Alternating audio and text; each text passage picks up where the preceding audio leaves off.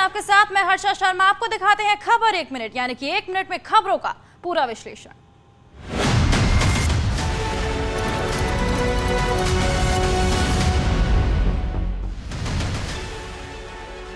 लखनऊ में कृषि विभाग ने सीएम योगी के सामने प्रेजेंटेशन दी, जिसमें डिप्टी सीएम केशव प्रसाद मौर्य और ब्रजेश पाठक भी शामिल हुए। सत्ता में वापसी के बाद योगी सरकार एक बार फिर तेजी से काम करने में जुट गई है। सीएम योगी के निर्देश पर लखनऊ में मंत्री परिषद के सामने सेक्टर वाइज विभागीय प्रेजेंटेशन हुआ। बुधवार को सीएम के सामने कृषि विभाग ने प्रेजेंटेशन दिया। इस तरह सभी विभागों के प्रमुख सीएम योगी के सामने प्रेजेंटेशन देंगे, जिसमें उन्हें अगले 100 दिनों के एक्शन प्लान के बारे में बताना होगा। सीएम योगी ने सभी मंत्रियों को 100 दिनों की कार्य योजना बनाने के निर्देश दिए थे। 5 अप्रैल को मुख्य सचिव ने सीएम योगी के सामने तमाम विभागों की 100 दिनों की कार्य योजना का खाका पेश किया था। इसके बाद सीएम योगी ने विभिन्न विभागों को समूहबद्ध कर 3 सेक्टर बनाए और सेक्टर वाइज विभागीय एक्शन प्लान तैयार करने के निर्देश दिए। प्रदेश के हित में विशेष तौर से कृषि क्षेत्र से जुड़े हुए सारे विषय थे और जो भी रहा बहुत अच्छा रहा और पूरा डिटेल आपको जल्दी बताएंगे। समीक्षा हुआ विभागों का, जी विभिन्न प्रकार के विभाग, जितने विभाग उनका एक प्रेजेंटेशन 5 साल में क्या किए हैं, 100 दिन में क्या करेंगे।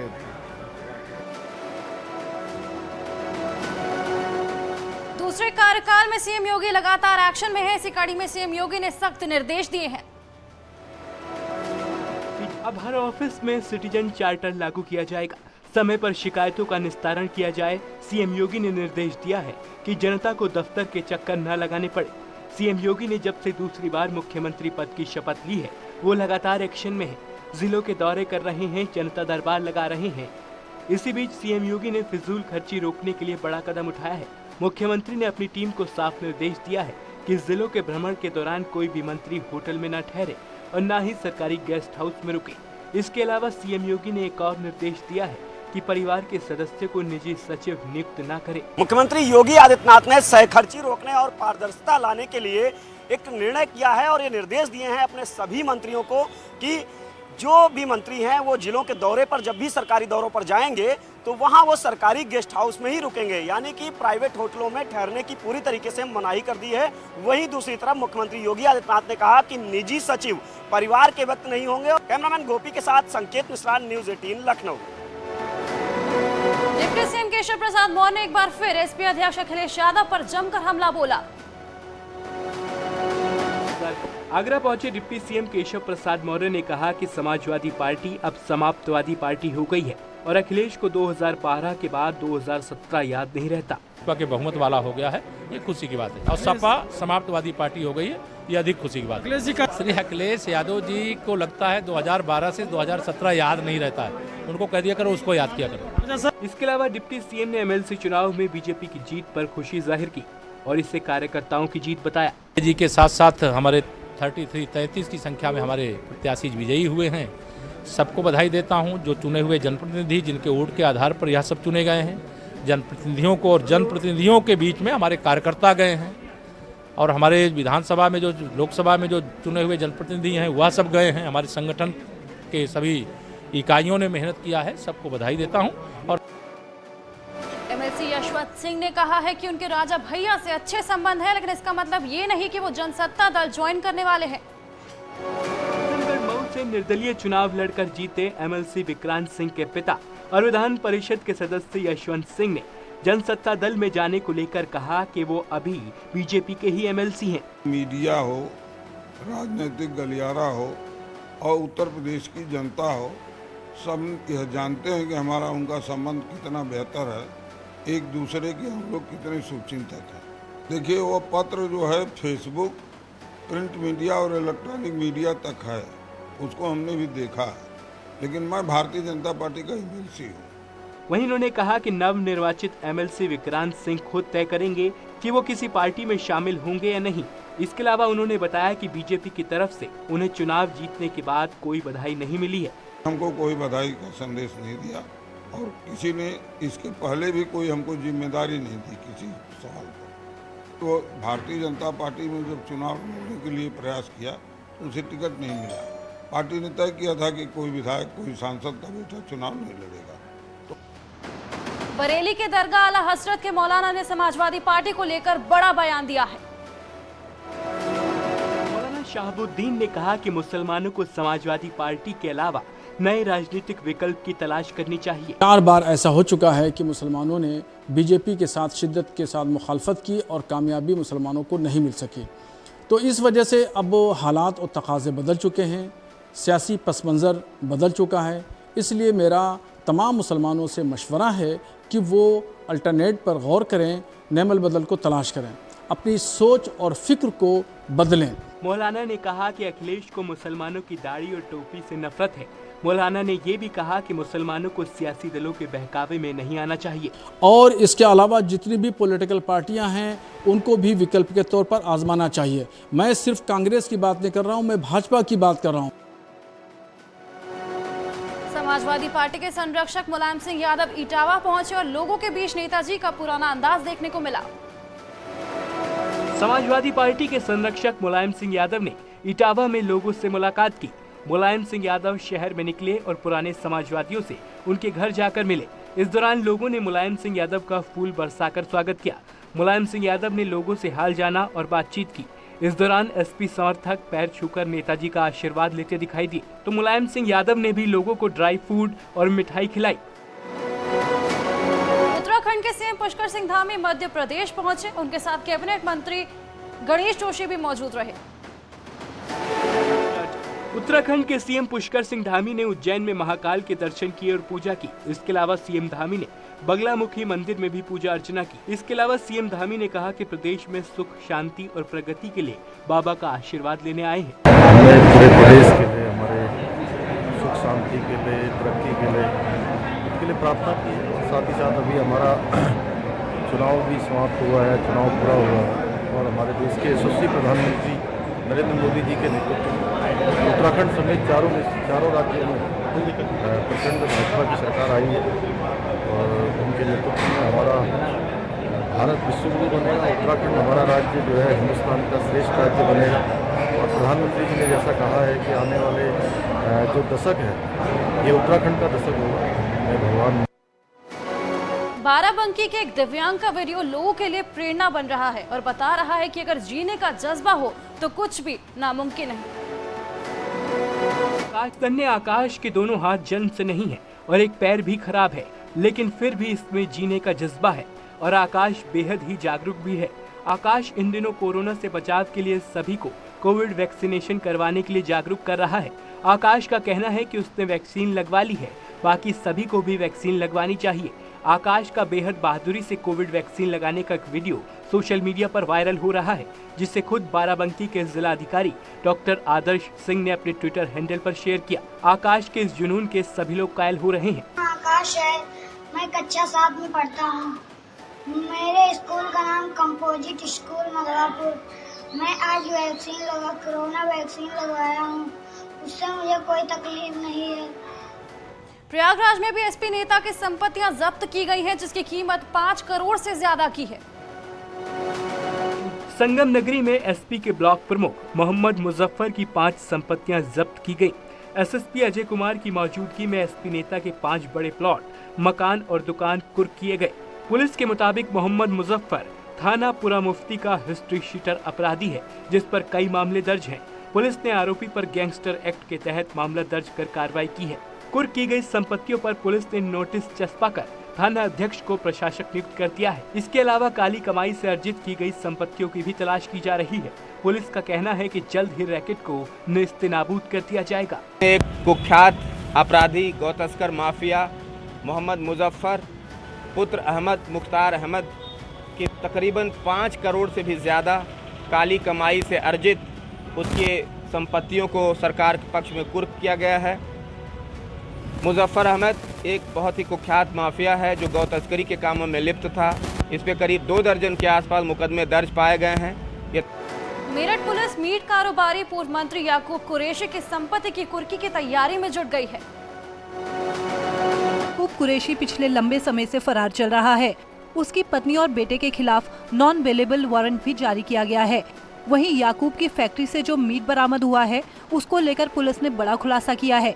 पुलिस के मुताबिक मीट की जांच के लिए फॉरेंसिक लैब भेजा गया था, जिसके नतीजे बेहद ही चौंकाने वाले आए। जो मीट मिला वो करीब 2 से 2.5 साल पुराना है।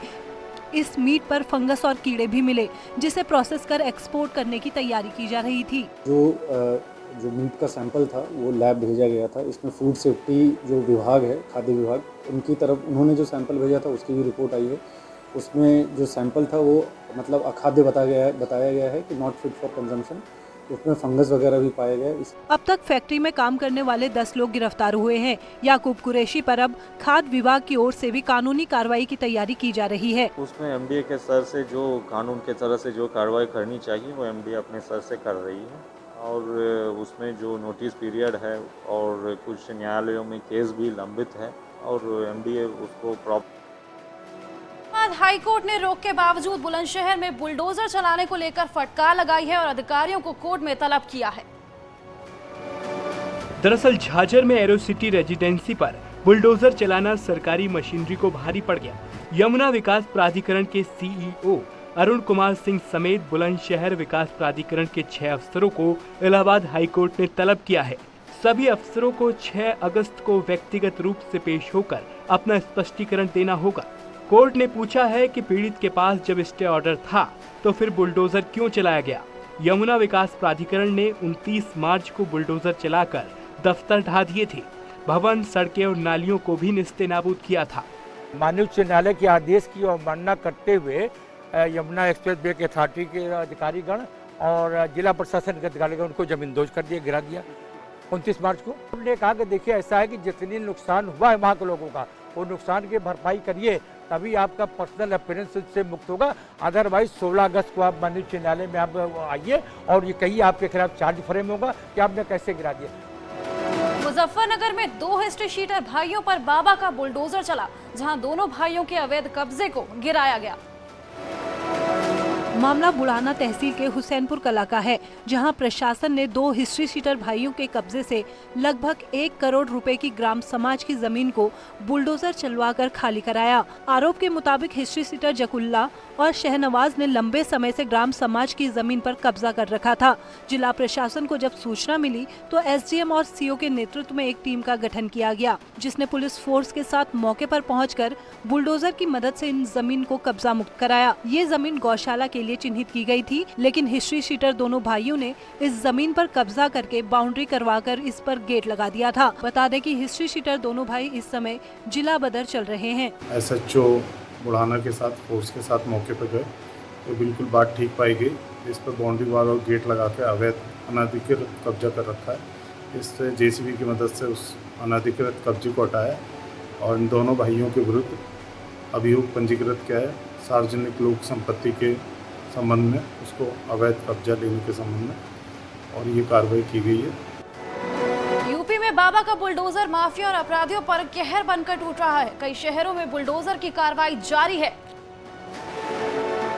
पीलीभीत में दबंगों पर बुलडोजर की कार्रवाई देखने को मिली, जहां दबंगों के अवैध निर्माण को बुलडोजर चलाकर ध्वस्त किया गया। तालाब की जमीन पर दबंगों ने अवैध कब्जा किया हुआ था, जिसकी शिकायत प्रशासन की टीम सहरामऊ उत्तरी इलाके के जोगराजपुर पहुंची। राजस्व टीम ने जमीन की पैमाइश की, जिसके बाद पुलिस टीम की मौजूदगी में बुलडोजर की कार्रवाई को अंजाम दिया गया। उधर रामपुर में बाबा का बुलडोजर हत्या के आरोपियों के घर पर भी गरजा। पूर्व प्रधान के भतीजे की हत्या के मामले में जो आरोपी फरार चल रहे थे, उनके घर पर पुलिस टीम बुलडोजर लेकर पहुंची और मकान को बुलडोजर से समीदोज कर दिया। मामला टांडा के लालपुर का है, जहां बदमाशों ने पूर्व ग्राम प्रधान पर ताबड़तोड़ फायरिंग की थी, जिसमें पूर्व प्रधान के भतीजे की मौत हो गई थी, जबकि पूर्व प्रधान समेत 2 लोग घायल हो गए थे। उधर संभल में सड़क किनारे अतिक्रमण पर बुलडोजर चलाकर कार्रवाई की गई। दरअसल जाम की समस्या और अतिक्रमण की शिकायत के बाद एसडीएम की अगुवाई में इस कार्रवाई को अंजाम दिया गया। हालांकि पुलिस प्रशासन को स्थानीय दुकानदार के विरोध का सामना भी करना पड़ा, लेकिन सरकारी आदेश के सामने अतिक्रमणकारियों की एक नहीं चली। कन्नौज में समाजवादी पार्टी के नेता के अवैध कब्जे पर बुलडोजर की कार्रवाई की गई। मामला गुरसहायगंज के जलालाबाद का है, जहां एसपी नेता रजनीकांत यादव की अवैध मार्केट को बुलडोजर चला के ध्वस्त किया गया। प्रशासन ने एसपी नेता को कई बार नोटिस भी दिया था। कार्रवाई के दौरान मौके पर भारी पुलिस फोर्स मौजूद रही। अवैध रूप से कब्जा करके निर्माण किया गया था, जिसको माननीय उपजिलाधिकारी महोदय के आदेशानुसार हम लोग यहाँ पे इसको कब्जा मुक्त कराने आए हैं। उसी के तहत कार्रवाई की जा रही है। कितनी दुकानें हैं? यहाँ पे लगभग 8 दुकानें थी और लगभग 15 डिसमिल में ये बना हुआ है। तो क्योंकि अवैध कब्जा था सरकारी भूमि में, जिसमें विधिक प्रक्रिया उस अनुसार हम लोग कार्रवाई कर रहे हैं। वहीं जालौन के उरई में अतिक्रमण पर प्रशासन का बुलडोजर चला। एक ही बार में बुलडोजर चलाकर 25 से 30 अवैध निर्माण को ध्वस्त कर दिया गया। इतना ही नहीं, पुलिस ने एक बार फिर अतिक्रमणकारियों को चेतावनी दी कि अगर फिर से कब्जा करने की कोशिश की गई तो बख्शा नहीं जाएगा। साथ ही ये भी कहा, अगर खुद से अतिक्रमण हटा लिए तो बुलडोजर वॉर से उन्हें राहत मिल जाएगी। हरदोई में एक महिला ने पुलिस कांस्टेबल पर शादी का झांसा देकर रेप का आरोप लगाया है। महिला का कहना है कि पारिवारिक विवाद की जांच के लिए आए कांस्टेबल ने उसे शादी का झांसा दिया और लगातार फोन करता रहा। इस दौरान उसने कई बार महिला के साथ शारीरिक संबंध भी बनाए। जानकारी के मुताबिक कासिमपुर थाने में तैनात रहा कांस्टेबल अब दरोगा की पोस्ट पर लखीमपुर में है। पीड़िता की तहरीर पर आरोपी के खिलाफ कासिमपुर में FIR दर्ज कर ली गई है। 2020 में मेरे एक मैटर में थाने पर नियुक्त आरक्षी द्वारा अपने घर पर मुझे बुलाया गया और मेरे साथ शादी का झांसा देकर के मेरे साथ गलत काम किया गया। इस संबंध में थाना हाजा पर उचित धाराओं में अभियोग पंजीकृत किया गया है। पीड़िता का मेडिकल कराया जा रहा है। साक्ष्य एकत्र करके जो भी साक्ष्य आएंगे उसके आधार पर कार्रवाई की जाएगी। शाहजहांपुर और आजमगढ़ में मुठभेड़ के बाद पुलिस ने 5 बदमाशों को गिरफ्तार किया है। शाहजहांपुर में पुलिस ने मुठभेड़ के दौरान 4 गौ तस्करों को गिरफ्तार किया है, जिसके पास से पुलिस ने तमंचा और गोकशी में इस्तेमाल धारदार हथियार बरामद किए हैं। बताया जा रहा है कि रामगंगा नदी के किनारे ये गोकशी करने जा रहे थे। उसी दौरान अल्लाहगंज पुलिस ने बदमाशों की घेराबंदी कर उन्हें गिरफ्तार कर लिया। गिरफ्तार एक गोकश एजाज गैंगस्टर एक्ट के तहत वांटेड चल रहा था। घेराबंदी की पुलिस मुठभेड़ के दौरान 4 व्यक्तियों को गिरफ्तार किया गया। इनका गैंग लीडर एजाज है, इस पे 12 अभियोग पंजीकृत हैं, जिसमें चोरी और गोकशी के मुकदमे हैं। उधर आजमगढ़ के तरवा में भी पुलिस और बदमाश के बीच मुठभेड़ हुई, जिसमें बदमाश दानिश ने पुलिस टीम पर फायरिंग कर दी। जवाबी कार्रवाई में पुलिस की एक गोली बदमाश के पैर में लग गई, जिससे बदमाश घायल होकर गिर गया, जिसे पुलिस ने गिरफ्तार कर लिया। बदमाश के कब्जे से चोरी की मोटरसाइकिल भी बरामद हुई है। वाहन चोर दानिश शाह, जो बड़ेसर गाजीपुर का रहने वाला है, इसको गिरफ्तार किया गया है। गिरफ्तारी के दौरान इस अभियुक्त द्वारा पुलिस बल पर फायर किया गया। यूपी के कई जिलों में पुलिस ने बदमाशों के खिलाफ एनकाउंटर अभियान छेड़ा हुआ है। अमरोहा में पुलिस ने मुठभेड़ के बाद 25,000 के इनामी बदमाश साजिद को गिरफ्तार किया है। बताया जा रहा है कि चेकिंग के दौरान बदमाश ने पुलिस टीम पर फायरिंग कर दी, जिसमें एक सिपाही गोली लगने से घायल हो गया। तो वहीं जवाबी कार्रवाई में साजिद भी गोली लगने से घायल हो गया। साजिद पर गोकशी समेत 20 मुकदमे दर्ज हैं। एक 25,000 के इनामी बदमाश साजिद, जो कि जिले का टॉप 10 अपराधियों में है और हिस्ट्री शीटर है, इस पर गोकशी चोरी के 20 मुकदमे टोटल पंजीकृत हैं। इसके साथ मुठभेड़ हुई है। इसके द्वारा पुलिस की टीम पर फायरिंग शुरू कर दी गई, जिस पर बचाव में पुलिस के द्वारा भी फायरिंग की गई। उधर बुलंदशहर में भी लगातार तीसरे दिन मुठभेड़ हुई। गुलवटी पुलिस ने कुख्यात गौ तस्कर जब्बार को मुठभेड़ के बाद गिरफ्तार किया है, जिसके पैर में भी गोली लगी है। वहीं उसका एक साथी मौके से फरार होने में भी कामयाब रहा। जब्बार ने 2 दिन पहले ही गौकशी की वारदात को अंजाम दिया था, जिसके कब्जे से एक तमंचा और 2 कारतूस बरामद किए गए हैं। वाहन चोर लुटेरा जब्बार नाम का अभियुक्त, जो मिठ्ठेपुर गांव थाना गुलावटी का रहने वाला है, पुलिस मुठभेड़ में क्रॉस फायरिंग में घायल हुआ है, गिरफ्तार किया गया है। यहाँ रुकेंगे एक छोटे से ब्रेक के लिए।